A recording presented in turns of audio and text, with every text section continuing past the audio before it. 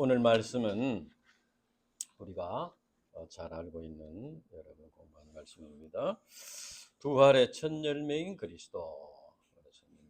우리 20절 말씀, 요절 말씀 같이 읽겠습니다. 20절 시작. 그러나 이제 그리스도께서 죽은 자 가운데서 다시 살아나사 잠자는 자들의 첫 열매가 되셨도다. 기도하고 있습니다. 하나님 아버지 감사합니다. 오늘도 이렇게 너무나 귀한 말씀을 예배하여 주셔서 감사합니다. 이 말씀, 이 깊은 진리를 사람이 지혜로서는 깨달을 수가 없습니다. 성령께서 우리 심령에 내주하시고 이 진리의 비밀을 깊이 깨달아 알 수 있도록 축복해 주시옵소서. 모든 사탄 마귀 악령들을 쫓아주시고 우리 성령께서 인도해 주시옵소서. 감사합니다. 예수님 이름으로 기도합니다. 아멘. 기독교 신자들이 믿어야 할 5대 신앙이 있습니다. 5가지 중요한 신앙이 있습니다. 그 첫째는 창조 신앙입니다. 창조 역사는 지금도 이루어지고 있습니다. 둘째는 임마누엘, 하나님께서 함께 하신다는 신앙입니다. 셋째는 십자가 신앙, 속죄를 이루기 위해서 십자가에 죽으신 예수님을 믿는 십자가 신앙. 넷째는 죽은 자 가운데 살아나신 부활 신앙입니다. 다섯째는 이제 재림과 하나님 나라에 대한 신앙입니다. 이 5가지를 이렇게 어느 한 가지라도 빠지면은 신앙이 좀 이렇게 불완전하게 될 것입니다. 이상의 5가지 신앙은 각각 독립된 것이 아니고 서로 연결되어 있는 것입니다. 그래서 이 5가지 신앙에 대한 올바른 깨달음이 있어야 올바른 신자다 이렇게 할 수 있습니다. 그 중에서 오늘 말씀은 이제 부활에 관한 말씀입니다. 고린도 15장은 부활의 진리를 가장 잘 가르쳐주고 있어서 부활장이라 이렇게 말합니다. 오늘 말씀은 예수님의 그 부활의 확실성, 부활이 확실하다 하는 것과 그 다음에 예수님의 부활을 믿는 그 신앙, 부활 신앙이 우리 신자들에게 어떤 의미가 있는가 이것을 가르쳐 줍니다. 1절부터 보면은 사도 바울이 형제들아 내가 너희에게 전한 복음을 너희에게 알게 하노니 했습니다. 전한 복음은 이미 바울이 이들에게 전했는데 그것을 또 알게 한다고 했습니다. 이는 너희가 받은 것이요 또 그 가운데 선 것이라. 그러니까 사도 바울이 이미 전하고 또 그들이 그를 받았고 또 그 가운데 선 것인데 왜 또 너희로 알게 하노니 이렇게. 영어에 보면 좀 더 NIV 성경은 좀 더 이제 분명히 있는데 remind 상기시켜 준다는 것입니다. 상기시켜 준다는 것은 뭘 의미합니까?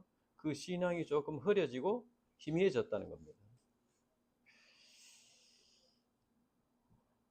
이것은 그 당시 고린도 교회 신자들에게 이 복음 신앙을 회복하는 것이 필요하다 하는 그런 의미입니다.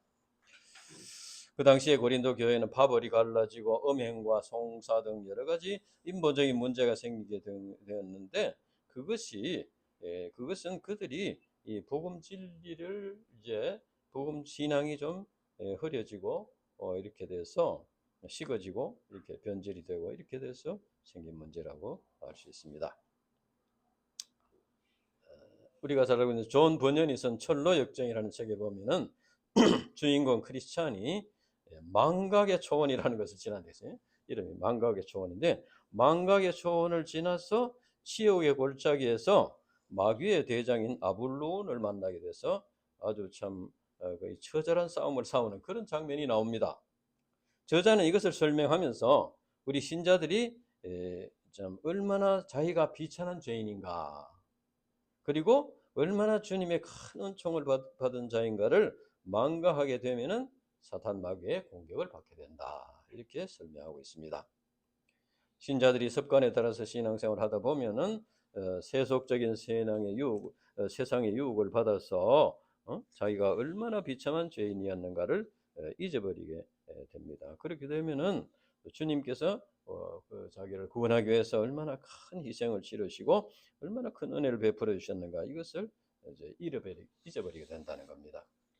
그래서 신앙이 형식화되고 세속화되어서 하나님과의 관계성이 이제 멀어지게 된다.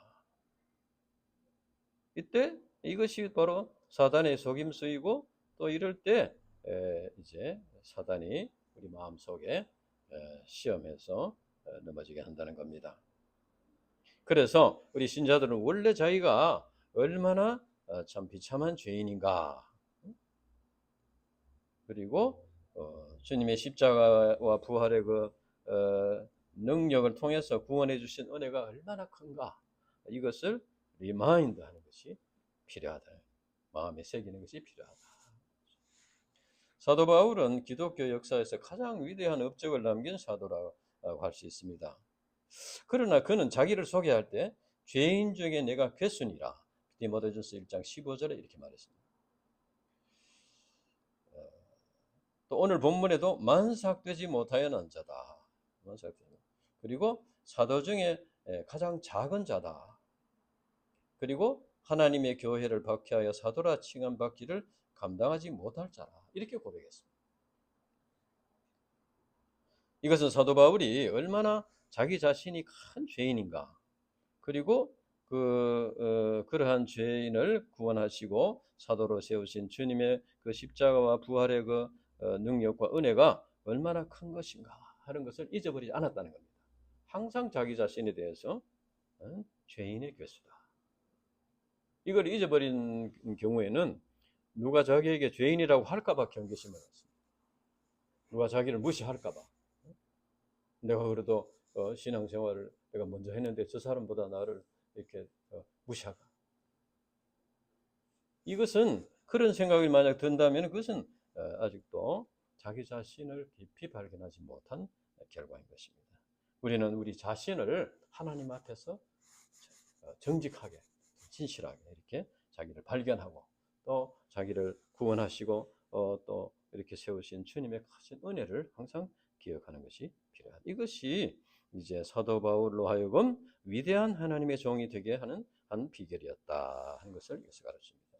이처럼 우리 신자들은 사도 바울 같이 이렇게 자기 자신을 깊이 참 자기 자신에 대해서 이렇게 기억하고, 그다음에 자기에게 베풀어 주신 그 주님의 그 희생과 사랑이 얼마나 큰가를 항상 기억하는 것이 필요하다는 것입니다.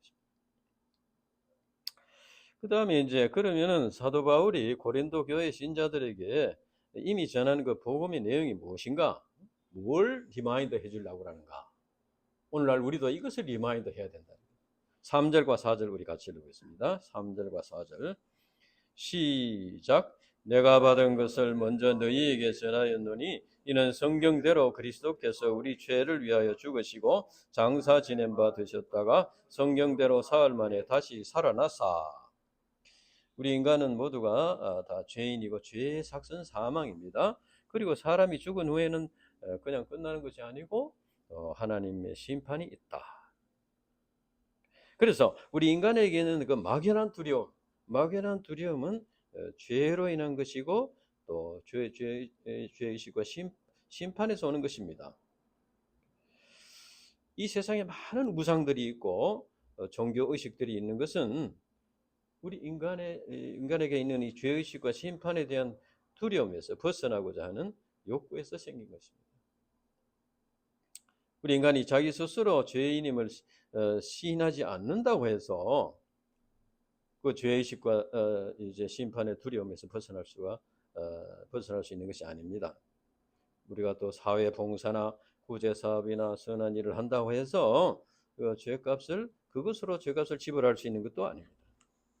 또 잘하는 것이 많고 잘못한 것이 적다고 해서 자기 죄가 상쇄되는 것도 아닙니다. 다른 사람이 자기 죄를 모른다고 해서 또 사람들끼리 양해하고 이해하고 그렇게 한다고 해서 그 죄의식과 두려움에서 벗어날 수 있는 것이 아닙니다. 그리고 우리가 이제 교회 소속이 돼서 여러 가지 의식에 참여하고 이렇게 한다고 해서 죄 문제가 해결되는 것도 아닙니다. 또 사람이나 환경을 이렇게 핑계하고 변명하고 이렇게 한다고 해서 그 죄가 가벼워지는 것도 아닙니다. 죄 문제는 하나님으로부터 용서를 받아야 돼요. 하나님으로부터 용서를 받고 죄 사함을 받아야만 해결되는 것입니다. 하나님께서는 그래서 우리 인간이 스스로 이 죄의 값을 지불할 수 없는 것을 아시고 이렇게 우리 인간들에게 죄 사함과 구원받은 길을 열어주셨습니다.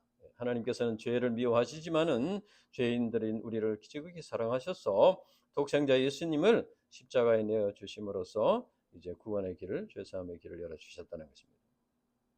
그것이 바로 예수님의 십자가의 죽음과 부활의 복음 진리입니다. 이것이 기독교 신앙의 기초입니다. 바울은 고린도 교회 신자들에게 성경에 예언된 대로 그리스도께서 우리 죄를 짊어지고 십자가에 죽으시고 무덤에 묻히셨다는 것과 그다음에 성경에 예언된 대로 사흘 만에 다시 살아나셨다. 이것을 리마인드, 상기시켜 주셨다는 것입니다. 그전에도 여러 번 가르쳤는데 또 이렇게 가르쳤습니다.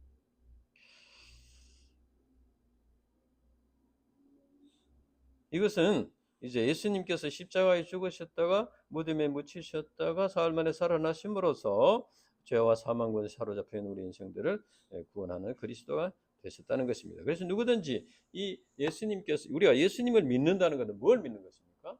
뭐 이제 병을 고치는 것, 뭐 이렇게 병을 고쳐 주시는 예수님, 떡을 만들어 주신 예수님도 우리가 믿지만 가장 중요한 것은 무엇이냐? 우리 죄를 위해서, 성경대로 우리 죄를 위해서 죽으시고 장사 지낸 바 되었다가 성경대로 이제 사흘 만에 다시 살아나신 예수님을 믿는, 그 예수님을 믿을 때 우리가 죄 사함을 받고 새 피조물로 거듭나게 되는 것입니다. 그러면 예수님의 부활은 그러면 어떻게 입증이 되었나? 예수님이 부활하셨다는 것이 어떻게 돼요? 첫째는 예수님의 부활은 베드로를 비롯한 여러 목격자들을 통해서 입증이 되었습니다. 5절에서 7절에 보면은 이제 예수님께서 부활하신 후에 게바에게 보이시고 후에 12제자에게 보이시고 500의 형제에게 보이시고 그 사람들이 이 바울이 이것을 기록할 그 당시까지도 살아있는 사람들이 많이 있었다는 겁니다. 그러니까 부활하신 예수님께서는 예수님께서 이제 이들에게 나타나셨다. 물론 이제 그때 그 예수님께서 살아나신 몸은 원래 십자가에 못 박히기 전 원래 그 몸과 똑같이 뜬 몸은 아니고 이제 방에 문을 열지 않고도 방에 들어갈 수 있고 또 갑자기 사라지기도 하시고 이런 신령한 몸으로 부활하셨다는 겁니다. 그러나 어쨌든 사람의 눈으로 볼 수 있는 몸으로 부활했습니다. 만약에 사람의 눈으로 볼 수 없는 영으로만 존재하신다면 그건 부활이라는 말을 사용할 수 없을 것입니다. 그래서 예수님의 부활을 눈으로 확인한 증인들이 있었기 때문에 그 증인들이 이제 증언을 함으로써 예수님의 부활이 확실한 것으로 이렇게 드러나게 되었다는 것입니다. 예수님께서 이렇게 부활하신 몸을 그들에게 보여주신 것은 1차적으로는 그들을 구원하기 위함이고 또 부활의 증인으로 세우기 위함입니다. 부활의 증인이 있어야 그 사람들이 듣고 믿고 구원받을 수 있습니다. 예수님의 죽으심과 부활을 목격한 증인들이 있었기 때문에 그것이 전파돼서 오늘날 우리들에게도 전파되었다. 그래서 우리가 예수님을 믿고 구원받게 되었다는 겁니다. 그러니 우리들도 또 전파를 해야 이렇게 구원받을 수가 있다. 둘째는 예수님의 부활을 이제 첫째는 증인들이 있었고, 둘째는 예수님의 부활은 사도 바울을 변화시키신 능력, 사도 바울을 변화시키신 능력을 통해서 입증이 되었다는 거예요. 8절에 11절까지 보면은 만삭되지 못한 이제 공동 번역에는 팔삭동이라고 했습니다. 이것은 이제 아이가 어머니 태에 10개월이 차야 지나는데 한 8개월 전 돼서 미리 나오는 조금 이제 이것은 이제 이건 좀 모자라는 자다 이런 의미로 쓰는 말입니다. 만삭되지 못한. 그는 신자들과 교회를 박해한 그런 흉악한 죄인이었습니다. 그러니까 그 사도 바울은 원래 사도가 될 사람들이 볼 때 사도가 될 자격이 없다고 이렇게 생각할 수 있습니다. 그래서 그 자신도 그렇게 고백했습니다. 그러나 바울은 주님의 크신 은혜로 부르심을 받고 이제 기독교 역사에 전무후무한 업적을 남긴 대사도가 되었습니다. 이것은 그를 구원하시고 변화시키신 그 십자가와 부활의 능력이 역사했다는 것입니다. 바울은 율법학자였고 열심으로 조상들의 유전을 지키는 바리새파 사람이었습니다.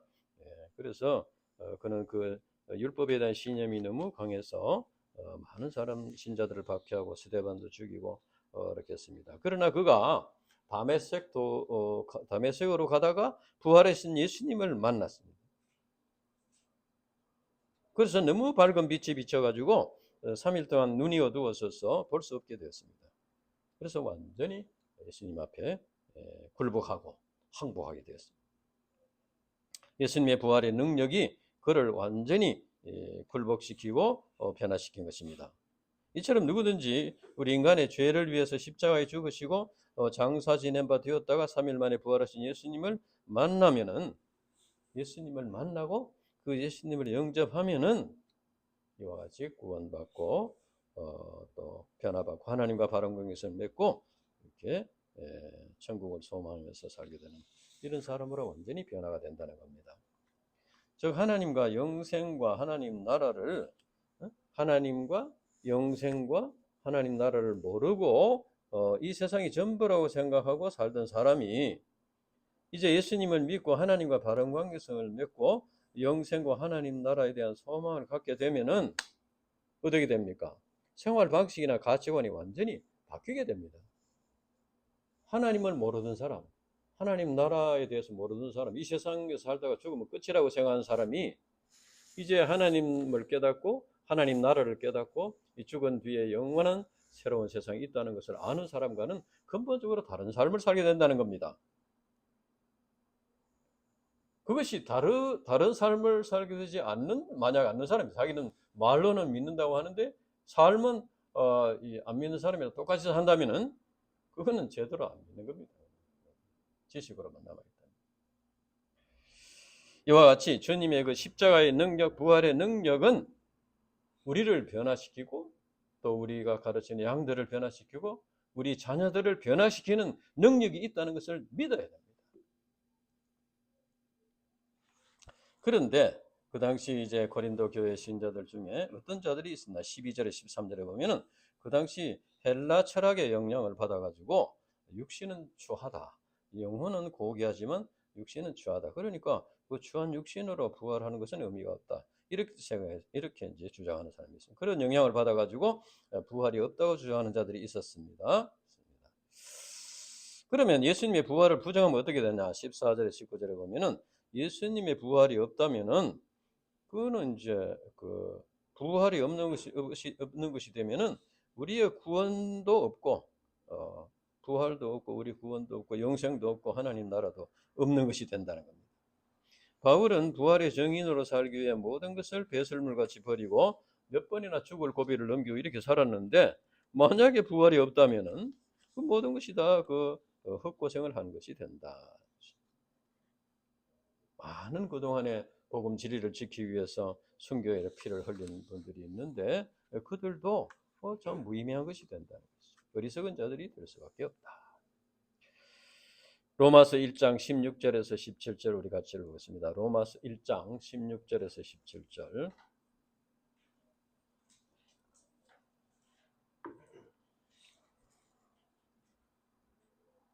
로마서 1장 16절에서 17절 같이 읽겠습니다.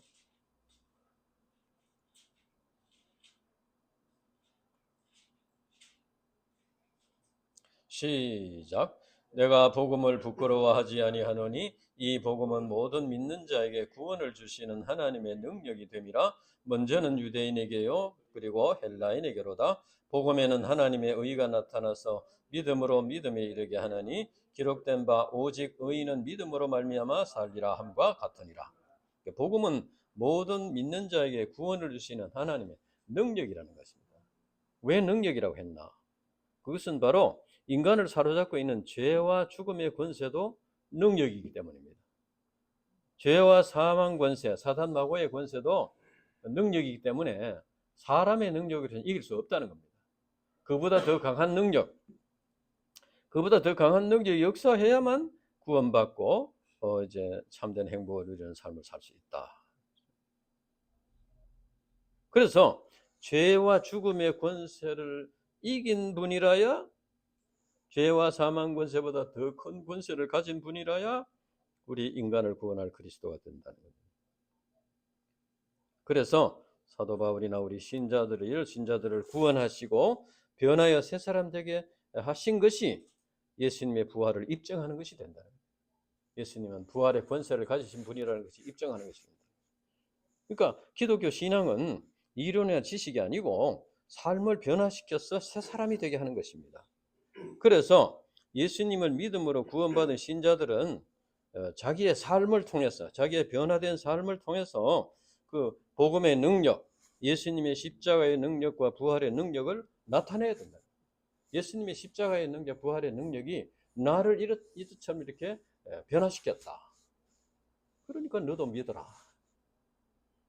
그렇게 할 수 있어야 된다는 겁니다.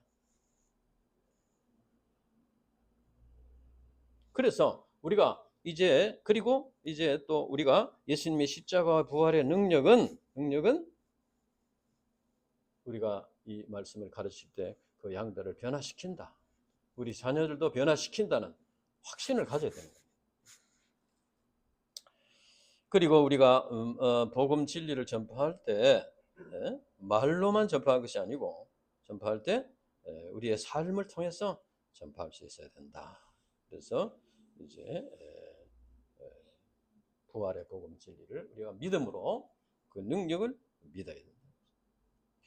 바울은 지금까지 이제 죽은 자의 부활이 없으면 이런 가정법을 사용해서 이제 부활의 필요성을 억설을 했는데, 그러면 예수 그리스도의 부활이 우리 신자들에게 어떤 소망을 주는가? 첫째는 예수 그리스도의 소망이 우리에게 주시는 소망.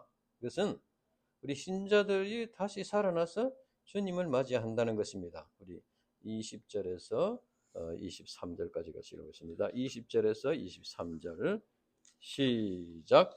그러나 이제 그리스도께서 죽은 자 가운데서 다시 살아나사 잠자는 자들의 첫 열매가 되셨도다. 사망이 한 사람으로 말미암았으니 죽은 자의 부활도 한 사람으로 말미암는도다. 아담 안에서 모든 사람이 죽은 것 같이 그리스도 안에서 모든 사람이 삶을 얻으리라. 그러나 각각 자기 차례대로 되리니 먼저는 첫 열매인 그리스도요, 다음은 그가 강림하실 때 그리스도에게 속한 자요. 대개 첫 열매는 모든 열매를 전제로 하는 대표라고 할 수 있습니다.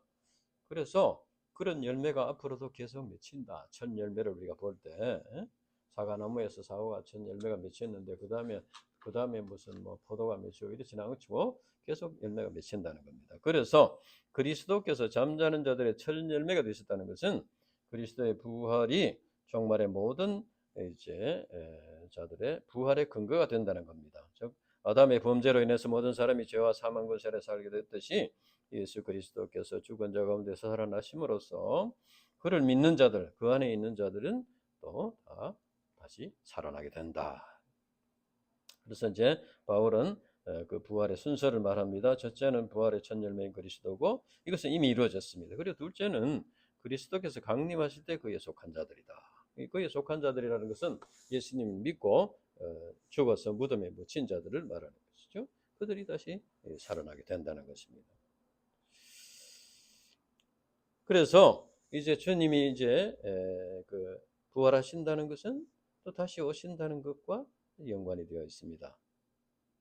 그래서 예수님께서 부활하신 예수님께서 다시 오셔서 요한계시록 21장 4절에 보면 모든 눈물을 그의 눈에서 닦아주시고 이제는 사망이 다시 없고 애통하는 것이나 곡하는 것이 다시 있지 아니하리. 이것이 다 지나갔다.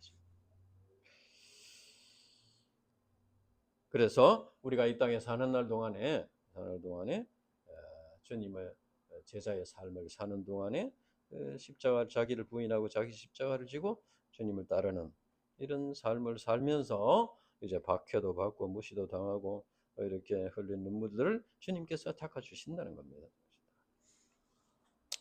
그 다음에 이제 또 두 번째 소망은 무엇이냐? 이 만유의 회복.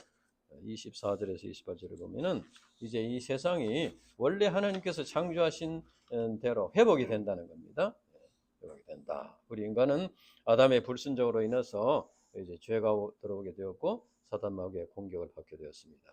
그러나 이것은 한시적이다. 이것은 한시적이다. 왜냐하면 우리의 왕 되신 주님께서 재림하셔서 사단 마귀의 세력을 멸하신다. 주님은 모든 원수를 멸하실 때까지 이 세상에서 왕노릇 하신다. 그래서 이제 그 후에는 이제 하나님께서 만물의 주인으로서 예수님이 구원의 역사 또 죄와 죽음의 권세를 멸망시키는 부활의 그 능력을 나타내셨기 때문에 이제는 이 세상이 이제 하나님이 주인이 되시는 그 원래 그 질서가 회복이 된다 하는 것입니다. 그리고 이제 그럼 불신자들은 어떻게 되나? 불신자들은 이제 무덤 속에 계속 숨어 있을 수가 없고 그들도 부활한다고 했습니다. 요한복음 5장 28절 29절에 보면은 그들은 심판의 부활로 산다고 했습니다. 우리 믿는 자들은 구원받기 위해서 영생을 얻기 위해서 하나님 나라에 가기 위해서 부활하고 믿지 않는 자들은 심판을 받기 위해서 부활한다. 그러면 이제 우리 부활 신앙을 가진 우리 신자들은 어떤 삶을 살아야 될까? 첫째는 나는 날마다 죽노라 했습니다. 19절에서 32절까지 보면은 이제 사도 바울이 나는 날마다 죽노라. 지금은 이런 제도가 없지만 이제 그 당시에는 예수님을 믿었는데 세례를 받지 않고 죽은 자들을 위해서 살아있는 가족이 대신 세례를 받는 제도가 있었습니다. 그래서 이것이 부활이 있기 때문에 이런 제도가 있었다. 그렇게 말하고 있습니다. 그 다음에 날마다 죽노라. 이것은 영어 성경 NIV에 보면은 I face death every day. 날마다 죽음에 직면한다는 것입니다. 날마다 죽음을 무릅쓴다는 것입니다. 이것은 주님의 말씀에 순종하여 날마다 자기를 부인하고 자기 십자가를 지고 주님을 따르는 삶을 사는 것을 말합니다. 이것은 이제 고린도후서 4장 10절에 보면은 예수님의 죽음을 몸으로 짊어진다고 했습니다. 사도 바울은 자기가 이제 죽는 삶, 예수님의 죽음을 자기 몸으로 짊어진다. 그리고 골로새서 1장 24절에 보면은 그리스도의 남은 고난을 그의 몸된 교회를 위하여 자기 육체에 채운다고 했습니다. 바울은 주와 복음을 위해서 옥에 갇히기도 하고 매를 맞기도 하고 죽을 뻔한 적이 있었습니다. 잠을 못 자기도 하고 줄이기도 하고 춥고 헐벗고 이렇게 했습니다. 그래서 만물의 찢기같이 되었다고 했습니다. 이처럼 부활과 하나님 나라를 믿을 때 주님을 따르는 제자의 삶을 살게 되고 또 그에 따른 여러 가지 십자가들을 감당할 수가 있다. 날마다 죽노라. 두 번째는 이제 마귀에게 속지 말고 깨어 있으라. 33절과 34절 마지막 한번 읽어보겠습니다. 33절과 34절. 시작. 속지 말라. 악한 동무들은 선한 행실을 더럽히나니 깨어 의를 행하고 죄를 짓지 말라. 하나님을 알지 못하는 자가 있기로 내가 너희를 부끄럽게 하기 위하여 말하노라. 굉장히 중요한 말씀입니다. 여기서 속지 말라. 악한 동물. 속지 말라. 그러니까 속이는 것은 이제 사탄 마귀의 속성인데 사탄 마귀가 자꾸 이제 부활도 없고 하나님 나라도 없고 이렇게 속입니다. 그래서 예수는 믿어도 뭐 적당하게 믿어라. 또 천국 들어가는 것은 뭐 보장이 되어 있으니 뭐 적당하게 이렇게 즐기며 살아도 뭐 된다 이렇게 유혹합니다. 그런데 이제 우리가 이제 마귀가 이렇게 뿔이 달린 마귀가 나는 마귀다 하고 이렇게 나타나면은 속지 않겠죠. 그런데 마귀는 악한 동무들을 통해서 유혹하고 죄에 빠지게 합니다. 그래서 여기서 악한 동무라는 것은 도덕적으로 악한 뭐 이런 도둑놈과 같은 이런다는 것이 아니고 우리가 이제 평소에 우리하고 가깝게 지내던 사람이 그 사람이 마귀에게 이용당하게 되면 악한 동무가 된다. 우리를 참 사랑하는 사람들, 우리에게 이런 사람들이 이제 마귀에게 이용당하는 거예요. 그러면 그 사람이 악한 동무가 되는 거예요. 불신 가족들이나 세상의 친구들이나 동료들이나. 또 인본주의, 세속주의, 물질 만능주의 이런 것들이 또 악한 동무가 될 수 있다. 우리 자신이 또 악한 동무가 될 수 있습니다. 우리 자신이 악한 동무가 되어서 이렇게 마귀의 종로로서 하는 경우도 있다는 거예요. 그래서 우리는 깨어 있어야 한다. 영적으로 깨어 있다는 건 어떻게 하는 것입니까? 예수님의 십자가의 그 희생과 부활의 그 복음 진리, 그것을 굳게 붙잡고 있는 것이 깨어 있는 것입니다. 그래서 사도 바울은 리마인드, 우리가 십자가와 부활의 복음 진리를 굳게 붙잡을 때 하나님과 교통이 이루어지게 됩니다. 그리고 영생과 하나님 나라를 소망하면서 이제 하나님에 들어간다는 그런 소망을 갖기 때문에 그것을 전제한 삶을 삽니다. 그러니까 앞으로 내게는 죽어서 하나님 나라에 간다는 소망이 있으면은 그것을 전제한 삶을 살게 된다는 겁니다. 하나님 나라를 준비하는 삶을 살게 된다. 이제 반드시 예를 들어서 반드시 이제 앞으로 몇 년 뒤에는 중국에 간다. 그런 사람이 있다면은 어떻게 살아야 되겠어요? 중국말을 열심히 공부하면서 살아요. 중국에 간다는 확신이 있어요. 그러니까 우리가 하나님 나라에 간다는 확신이 있을 때는 하나님 나라에 갔을 때 거기에서 참 이렇게 칭찬받고 거기에서 상을 받고 거기에서 이렇게 살아갈 수 있는 그 삶을 지금 준비하는 거예요.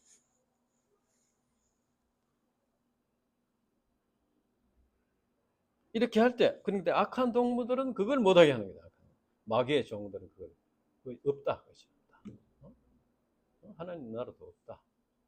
부활도 없다. 이렇게 해서 이제 믿음을 잃어버리도록 한다는 것입니다. 근데 여기 말씀에 보면은 하나님을 알지 못하는 자가 있기로 내가 너희를 부끄럽게 하기 위하여 말한다고 했습니다. 이 말씀은 세상 불신자들을 말하는 게 아니고 고린도 교회 안에, 이 지금 고린도 교인들에게, 고린도전서는 고린도 교인들에게 주는 겁니다. 고린도 교회 안에 하나님을 알지 못하는 자가 있기로 내가 너희를 부끄럽게 하기 위하여, 부끄럽게 해서 깨닫게 하기 위해서 그렇게 한다는 거예요. 그러니까 이것은 뭡니까? 이것은 십자가의 그 진리, 부활의 진리를 제대로 깨닫지 못해서 하나님과 바른 관계를 맺지 못한 자들, 교회 나오긴 나오는데 그런 자들이 있었다는 거예요. 그래서 그런 자들이 있기로 내가 너희를 부끄럽게 해서 이제 깨닫게 하기를 바란다는 겁니다. 그래서 사도 바울은 이제 부활 신앙을 소유함으로써 하나님과 올바른 관계성, 예수님의 십자가의 복음 진리, 부활의 복음 진리를 깊이 영접하고 하나님과 바른 관계성을 맺고 올바른 신앙생활을 하도록 권면하고 있다. 옛날에는 사람들이 지구가 직각으로 되었다고 이렇게 믿고 있었습니다.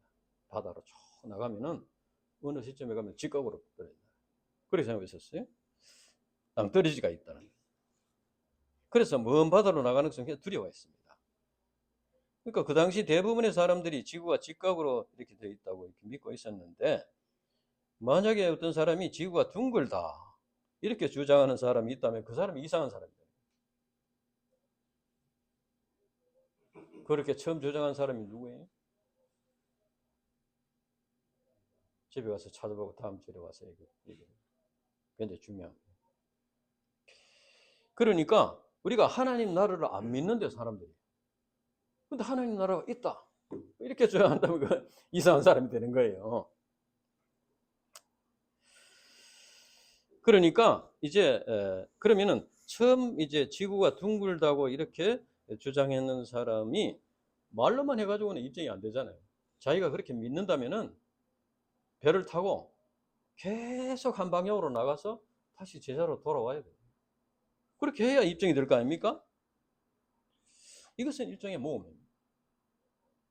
자기가 이제 그걸 입증해내는 거예요. 그 당시까지 아무도 바다를 향해서 갔다가 제자리 돌아온 사람이 없었기 때문에. 그러니까 만약에 자기가 생각할 때 지구가 둥글다고 생각하는데 만약에 직각으로 생겼다면 가다 죽는 거예요. 죽음을 이제 만약에 아니라면. 이와 같이 진리에 대한 참된 믿음은 진리를 믿고 진리의 바다로 나아가는 겁니다. 진리를 믿고 진리의 바다로 나아가는 거예요. 그러니까 진리를 믿는 사람은 그 진리에 자기 삶을 의탁하는 겁니다. 그래서 그 진리대로 행함으로써 자기의 믿음을 입증할 수 있어요. 우리가 진리에 대해서 지식적으로 또는 이론적으로 알고 말로 동의하는 것이 쉽습니다. 다른 사람이 지구가 이제 둥글다 할 때, 그렇습니다. 지구 둥근 거 맞습니다. 이렇게 말로 하는 것은 뭐 손해 볼 것이 없습니다. 말로 동의했는데 나중에 직각으로 됐다 해도 자기가 말로만 했기 때문에 별로 뭐 위험하지도 않습니다. 그러나 이렇게 하는 것은 진리를 믿는 참된 신앙이 아니라는 거예요. 진리를 믿는다면은 그 진리 때문에 위험과 손해를 감수할 수 있어야 된다. 자기 생명을 걸고 삶을 걸고 이렇게 진리를 따라 갈 수 있어야지 그것이 참된 믿음이다. 그래서 신앙생활이라는 것은 진리를 믿고 하나님을 믿고 복음진리를 믿고 미지의 세계로 나가는 것입니다. 아브라함은 하나님의 부르심을 받았을 때 한 번도 가보지 않는 땅을 향해서 나아갔습니다. 갈 바를 알지 못하고 나갔습니다. 그곳에 살 집이 있을지, 뭐 그곳에 뭐 어떻게 좋은 뭐 집이 있을지 어떨지 모르고 나아갔어요. 하나님의 말씀만 믿고 하나님이 지켜주시고 인도하실 걸 믿고 나아갔습니다. 그러니까 아브라함은 하나님의 말씀이 진리인 것을 믿고 순종해서 미지의 세계로 나감으로써 그 믿음이 인정받게 되고 또 믿음의 조상으로 이렇게 세움을 받게 되었습니다. 성경에 계시된 이 부활과 또 유황불 심판과 영생과 하나님 나라, 부활과 심판과 영생과 하나님 나라는 아무도 지금 경험해 본 건 없습니다. 예수님만이 이제 부활하셨는데, 그래서 하나님 나라, 이것은 우리에게 있어서는 미지의 세계입니다. 물론 믿음의 그 선진들이 있기는 하지만은, 그래서 우리가 부활의 첫 열매인 예수님을 믿고 우리 자신의 부활을 믿고 하나님 나라를 믿는다면은 실제 삶에서 십자가를 두려워하지 말고 죽음을 두려워하지 말고 자기에게 주어진 이제 환경이나 조건에 얽매이지 말고 이 세상 끝에 소망을 두지 말고 실제로 이제 그 부활과 영생과 하나님 나라를 믿는 자의 삶을 살아야 한다. 하나님 나라를 바라보면서 자기를 부인하고 자기 십자가를 지고 주님을 따르는 그 제자의 삶, 말씀에 순종하는 삶을 살아야 한다는 것입니다. 우리가 부활 신앙을 가질 때 이 세상 끝에 얽매이지 않고 참된 자유를 누릴 수 있습니다. 우리가 부활 신앙을 영접할 때 모든 운명적인 인생 문제들에 대한 해답을 찾을 수 있습니다. 그리고 변화된 새 삶을 살 수 있습니다. 우리가 부활 신앙을 가질 때 하나님 나라에 대한 소망을 가지고 이렇게 모든 두려움을 극복하고 승리의 삶을 살 수가 있는 것입니다. 기도하고 마치겠습니다. 하나님 아버지 감사합니다. 오늘 참 이렇게 귀한 부활절 말씀을 주셔서 감사합니다. 이제 우리가 이제 부활과 영생과 하나님 나라를 믿고 그 진리에 우리의 삶을 온전히 의탁해서 이제 승리의 삶을 살 수 있도록 축복해 주시옵소서. 감사합니다. 예수님 이름으로 기도합니다. 아멘.